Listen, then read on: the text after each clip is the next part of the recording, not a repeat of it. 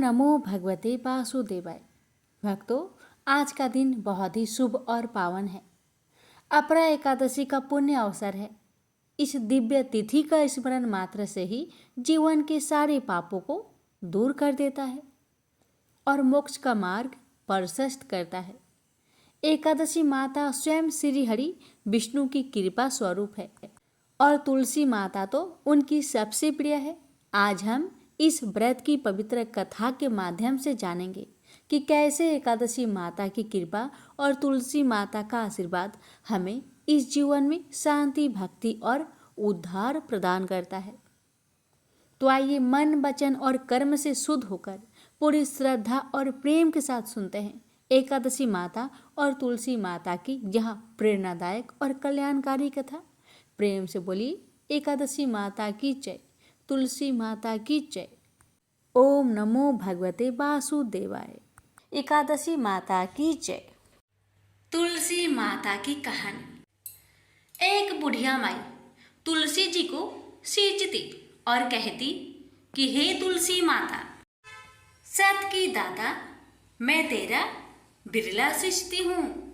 मुझे बाहु दे, पीतांबर की धोती दे, मीठा मीठा घास दे, बैकुंठा में बास दे, चटक की चाल दे, पाटक की मौत दे, चंदन का काठ दे, रानी सा राज दे, दाल भात का भोजन दे, 11 की मौत दे, कृष्णा जी का कांधा दे।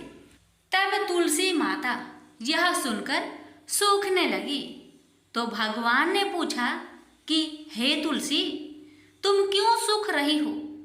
तुलसी माता ने कहा कि एक बुढ़िया रोज आती है और यही बात कह जाती है, मैं सब बात तो पूरा कर दूंगी, लेकिन कृष्ण का कंधा कहाँ से लाऊंगी? तो भगवान बोले, जब वो मरेगी तो मैं अपने आप ही कंधा देने आऊंगा। तू बुढ़िया माई से कह देना। जब बुढ़िया माई मर गई, सब लोग आ गए। जब माई को ले जाने लगे तो वह किसी से न उठी। तब भगवान एक 12 बरस के बालक का रूप धारण करके आए। बालक ने कहा, मैं कान में एक बात कहूँगा तो बुढ़िया माई उठ जाएगी। बालक ने कान में कहा, बुढ़िया माई मन की निकाल ले, पीतांबर की धोती ले, मीठा मीठा ग्रास ले, बैकुंठा में बास ले, चटक की चाल ले, पाटक की मौत ले, कृष्ण जी का कांधा ले। यह सुनकर बुढ़िया माई हल्की हो गई। भगवान ने कंधा दिया और बुढ़िया माई को मुक्ति मिल गई। हे तुलसी माता, जैसे बुढ़िया माई को मुक्ति दी वैसे सबको देना। प्रेम से बोलिए तुलसी महारानी की जय।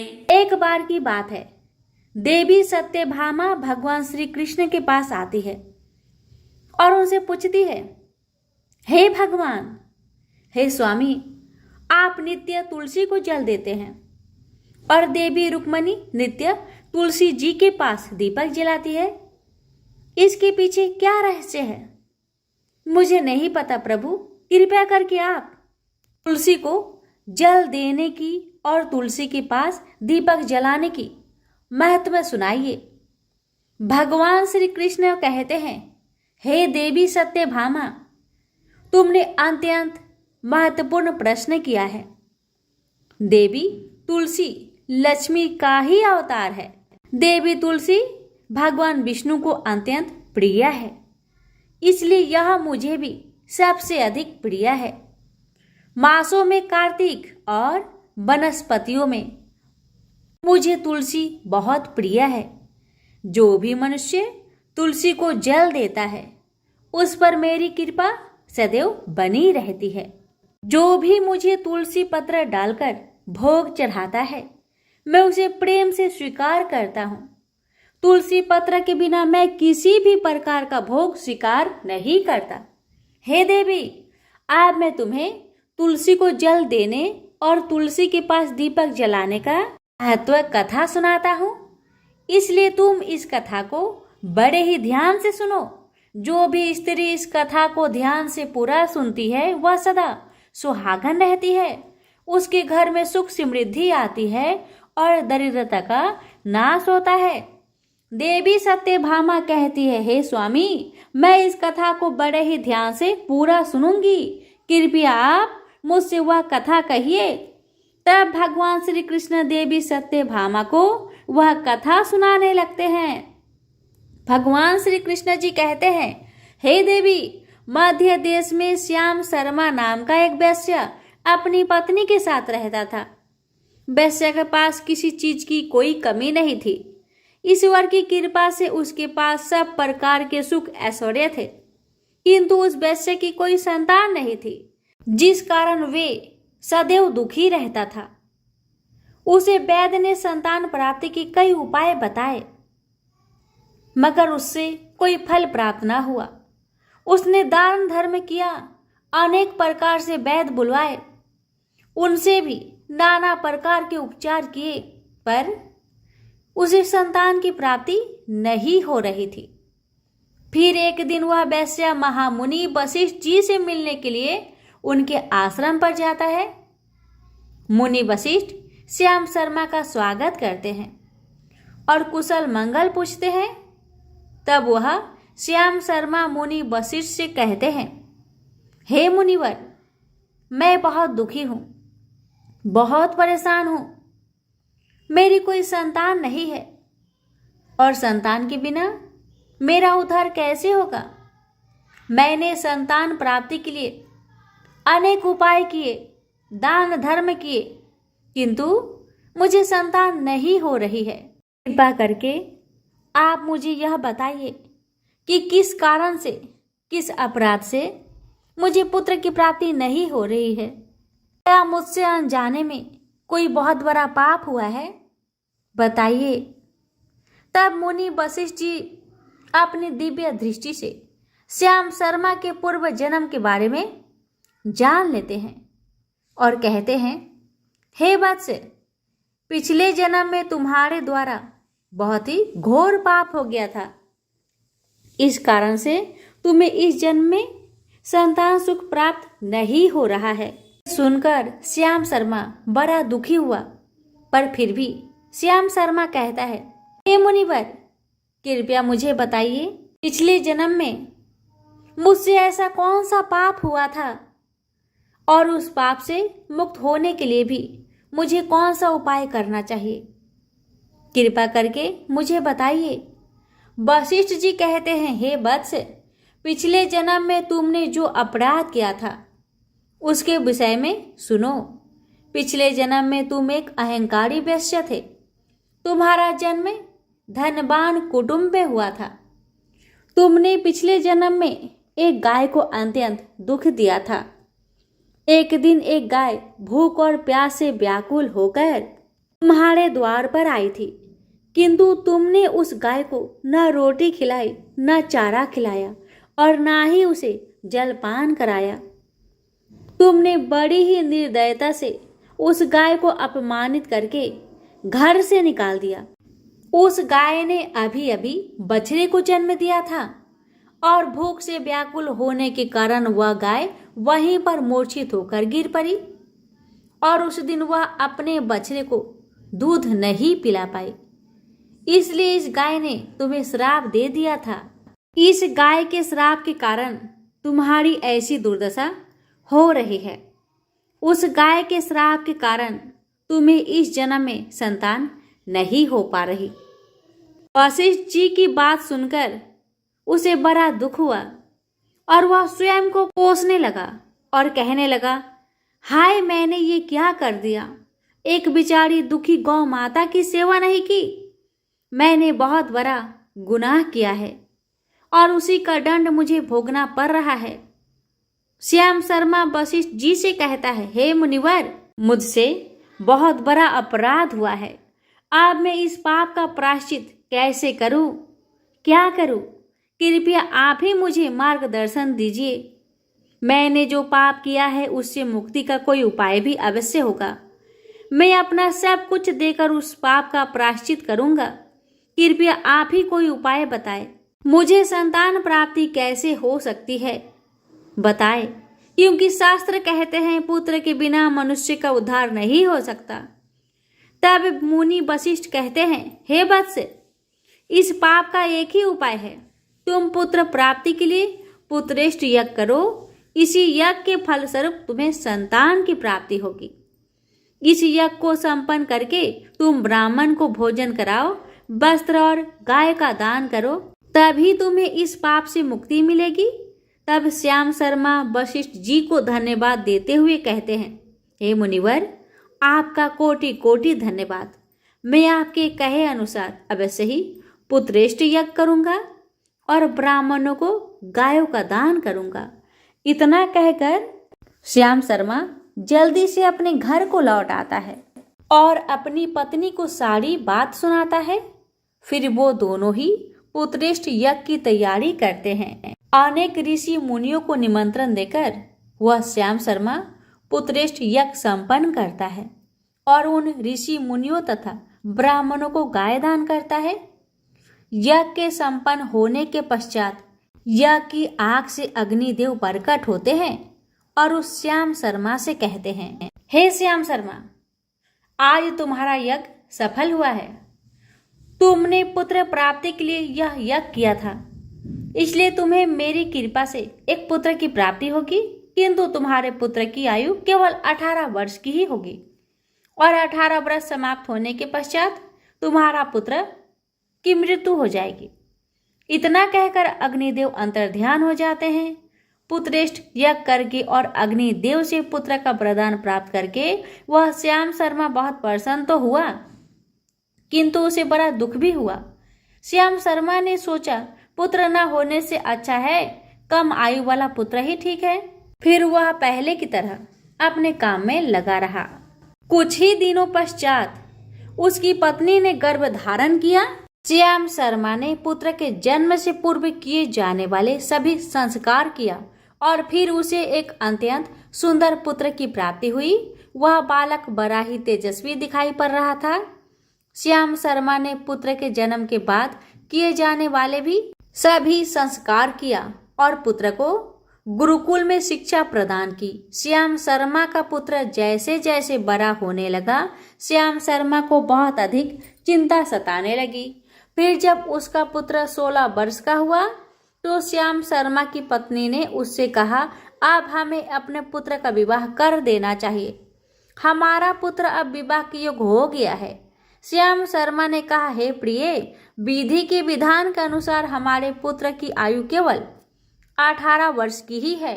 18 वर्ष के पश्चात हमारे पुत्र की मृत्यु हो जाएगी, इसलिए इसका विवाह करके किसी कन्या के जीवन को बर्बाद नहीं करना चाहिए। वह तो 2 वर्षों बाद विधवा हो जाएगी, फिर उसे जीवन में अनेक कष्ट सहन करने पड़ेंगे। लेकिन श्याम शर्मा की पत्नी नहीं मानी। वह अपने पुत्र का विवाह होता देखना चाहती थी। श्याम शर्मा की पत्नी कहती है, हे नाथ, कुछ भी हो, मैं अपनी पुत्र को अविवाहित मरते हुए नहीं देख सकती। हमारे पास किस चीज की कमी है बताइए। हमारी पुत्र वधू इस संपत्ति को प्राप्त करके सुखी जीवन जी सकती है, इसलिए अब आप संकोच ना करें और हमारे पुत्र के लिए सुंदर कन्या की खोज करें। अपनी पत्नी की मन के आगे श्याम शर्मा की एक ना चली और फिर वह पुत्र के विवाह के लिए मान गया। फिर उसने पास की ही नगर में रहने वाले एक अत्यंत गरीब वैश्य की पुत्री के साथ अपने पुत्र का विवाह संपन्न किया। श्याम शर्मा की बहू का नाम सुभद्रा था। वह अत्यंत गुणवान, चरित्रवान और प्रतिव्रता नारी थी। वह अपने पति की मृत्यु के बाद को नहीं जानती थी।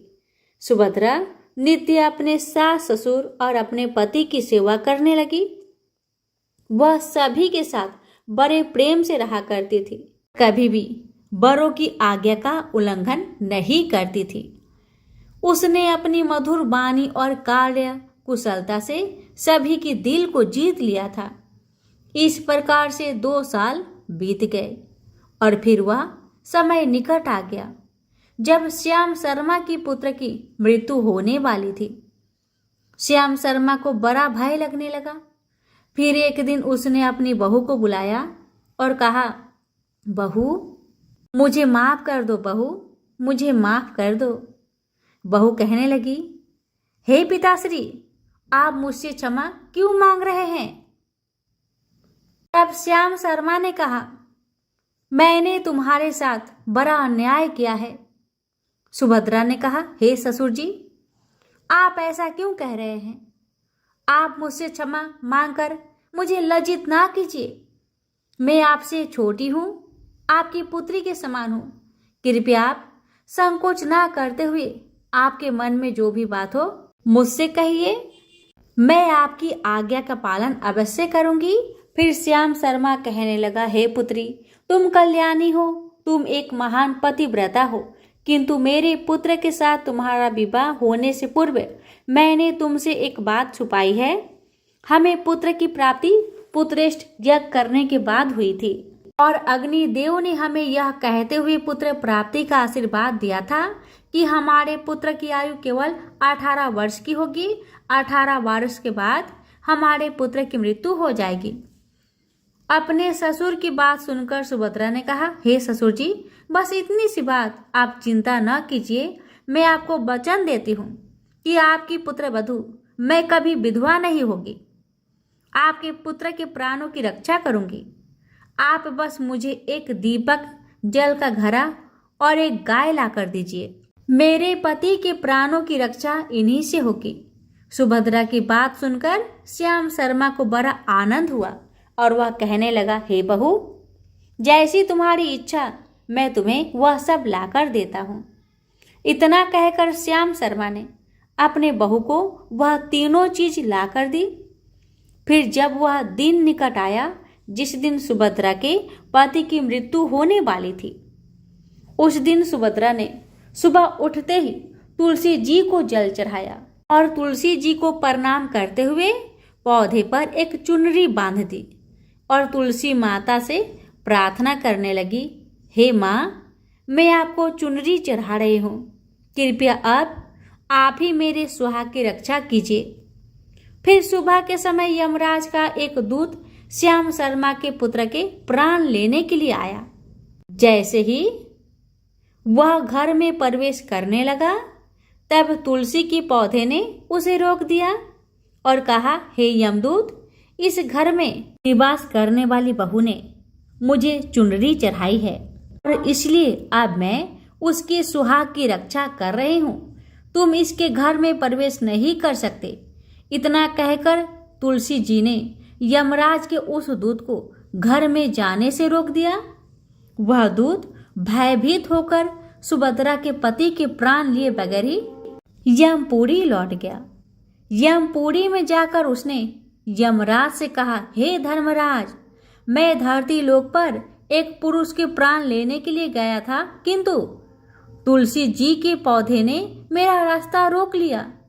उस तुलसी जी के पौधे के कारण मैं घर में प्रवेश नहीं कर पा रहा था। इस बात पर यमराज को बड़ा क्रोध आया। फिर उन्होंने अन्य 2 दूतों को बुलाया और कहा, अब तुम शाम के समय सुभद्रा के घर जाओ। जब तुलसी का पौधा सो रहा होगा, तुम उसके पति के प्राण लेकर यमलोक में चले आना। फिर शाम के समय यमराज के 2 दूत सुभद्रा के घर की ओर निकल पड़े। सुभद्रा ने शाम होते ही तुलसी जी के पास एक घी का दीपक जला दिया और उससे प्रार्थना की, हे दीपक, अब तुम ही मेरे पति की प्राणों की रक्षा करो। यम के दूत मेरे पति के प्राण लेने के लिए आ रहे हैं। अब तो फिर शाम हो गई। तुलसी जी का पौधा सो गया और यमराज के 2 दूत सुभद्रा के घर के सामने आकर खड़े हो गए और सोचने लगे, अब तो इस मनुष्य के प्राण लेकर ही यमपुरी में लौटेंगे। जैसे ही यम के दूत सुभद्रा के घर में प्रवेश करने लगे, तुलसी जी के पास लगाए हुए दीपक ने उनका रास्ता रोक दिया और कहा, हे दूतों, तुम अब इस सुभद्रा के पति के प्राण नहीं ले जा सकते। उस स्त्री ने मुझे प्रज्वलित करके, यानी दीपक को प्रज्वलित करके, अपने पति की प्राणों की रक्षा करने की प्रार्थना की है, इसलिए अब मैं उसके पति की प्राणों की रक्षा कर रहा हूँ। इसलिए तुम आज उसके पति के प्राण नहीं ले जा सकते। तुम यहीं से लौट जाओ, नहीं तो मैं सब कुछ जलाकर भस्म कर दूंगी और मेरी अग्नि में तुम दोनों भी जलकर भस्म हो जाओगे। उस पर दीपक की बात सुनकर यमराज के दूत भयभीत हो गए और फिर यमपुरी लौट गए। वहां पर जाकर उन्होंने यमराज जी को सारा वृत्तांत सुनाते हुए कहा, हे यमराज, आपकी आज्ञा का पालन करते हुए हम दोनों शाम के समय उस पुरुष के प्राण लेने के लिए गए थे, किंतु तुलसी जी के पास लगाए हुए दीपक ने हमारा रास्ता रोक दिया, इसलिए हम खाली हाथ ही वापस आ गए। यह सुनकर यमराज भगवान को बड़ा क्रोध आ गया। फिर उन्होंने अन्य 4 दूतों को बुलाया और कहा, अब तुम सुबह उस सुभद्रा के जागने से पहले ही जाओ और उसके पति के प्राण लेकर आओ। यमराज जी की आज्ञा पाकर दूत सुबह सुभद्रा के घर की तरफ जाने लगे, लेकिन इधर सुभद्रा ने रात को ही घर के दरवाजे के सामने जल से भरा हुआ लोटा रख दिया और उससे प्रार्थना की कि मेरे पति की रक्षा कीजिए। यम के दूत मेरे पति के प्राण लेने के लिए आ रहे हैं। अब आप ही मेरे सुहाग की रक्षा कर सकते हैं। इतना कहकर वह सुभद्रा सोने के लिए चली गई। इधर यम के दूत सुबह सुभद्रा के जागने से ही पहले उसके घर पर पहुंच गए। जैसे ही वह घर के अंदर प्रवेश करने लगे, तब उस लोटे के अंदर से भरे हुए जल ने कहा, तुम रुक जाओ, अब तुम इस घर में प्रवेश नहीं कर सकते। यह घर अब मेरी सुरक्षा में है। मैं सुभद्रा की पति के प्राण तुम्हें लेकर नहीं जाने दूंगा। अगर तुमने इस घर में प्रवेश किया तो मैं नरक की अग्नि को बुझा दूंगा, इससे सारा नरक लोक डूब जाएगा। यह सुनकर यमराज जी के दूत घबरा गए और एक दूसरे की तरफ देखकर उस स्थान से भाग गए।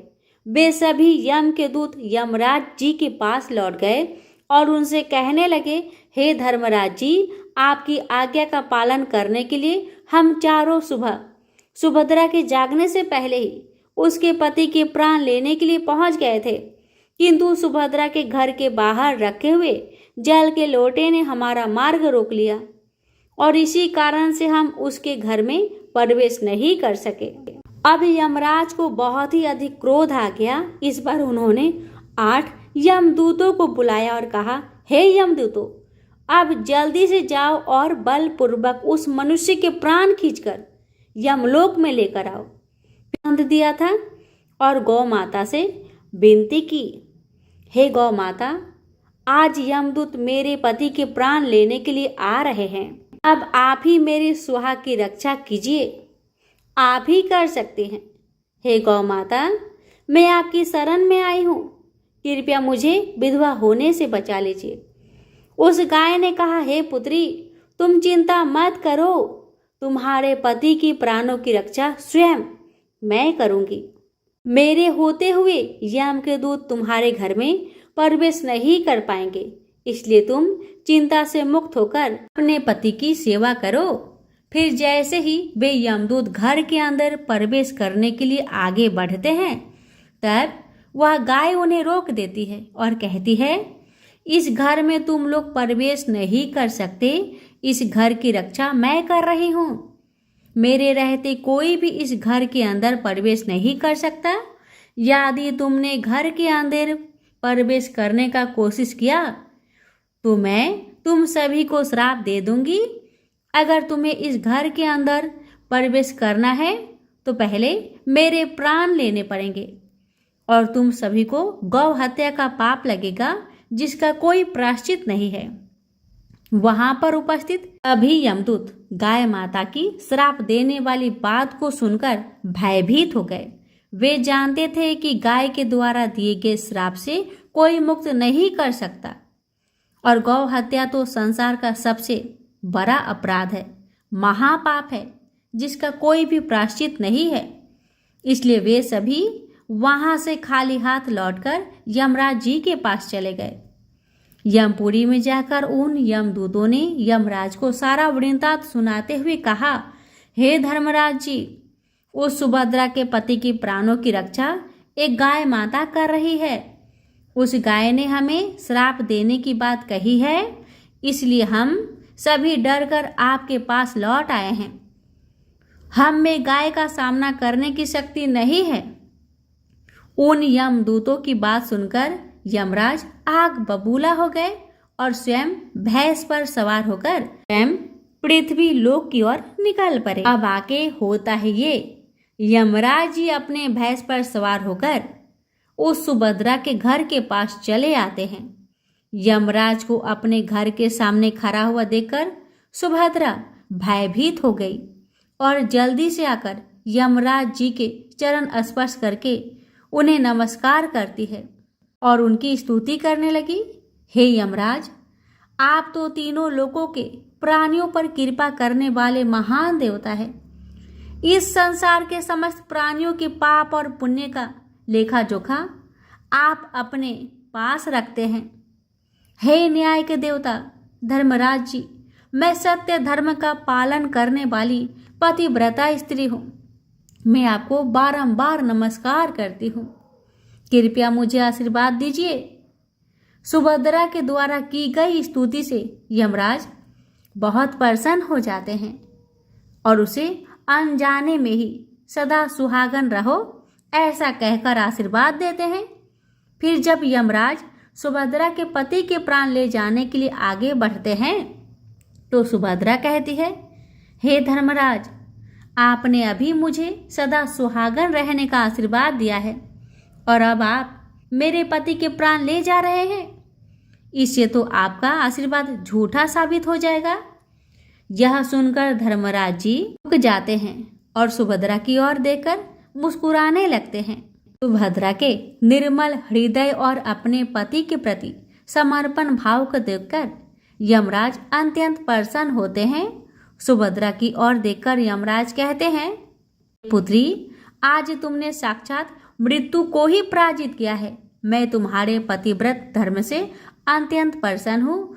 अब मैं तुम्हारे पति के प्राण छोड़ देता हूँ। तुम्हारी जो भी मनोकामना है वह मुझसे मांग लो।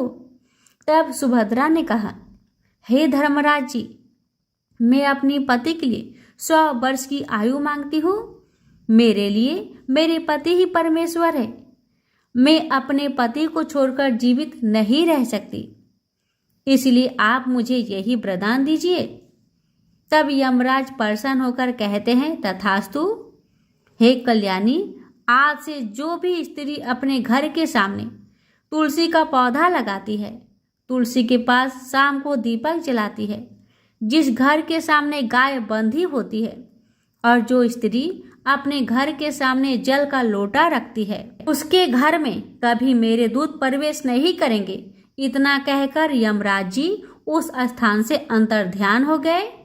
भगवान श्री कृष्ण कहते हैं, हे देवी, इस प्रकार से उस सुभद्रा ने अपने पतिव्रता धर्म का पालन करके अपने पति के मृत्यु को टाल दिया था। इसलिए जो भी स्त्री अपने घर के सामने तुलसी जी का पौधा लगाती है, रोज शाम को तुलसी जी के पास दीपक जलाती है, उसके घर में मृत्यु प्रवेश नहीं कर सकती है। जिस घर के सामने गाय बंधी होती है, उस घर में कभी दुख दरिद्रता नहीं आती। जो स्त्री अपने घर के सामने जल से भरा हुआ लोटा रखती है, उसके घर में कभी शोक नहीं होता है। भक्तों, ये थी तुलसी जी में जल देने और दीपक जलाने का महत्व की कथा। ये भगवान श्री कृष्ण ने देवी सत्यभामा को सुनाए। प्रेम से बोलिए हरे कृष्णा। एकादशी माता की कथा प्राचीन समय की बात है। सतयुग में मुर नामक दानव रहता था। वह बड़ा ही अद्भुत, अत्यंत रौद्र तथा संपूर्ण देवताओं के लिए भयंकर था। उस काल रूपधारी दुरात्मा महासुर ने इंद्र को भी जीत लिया था।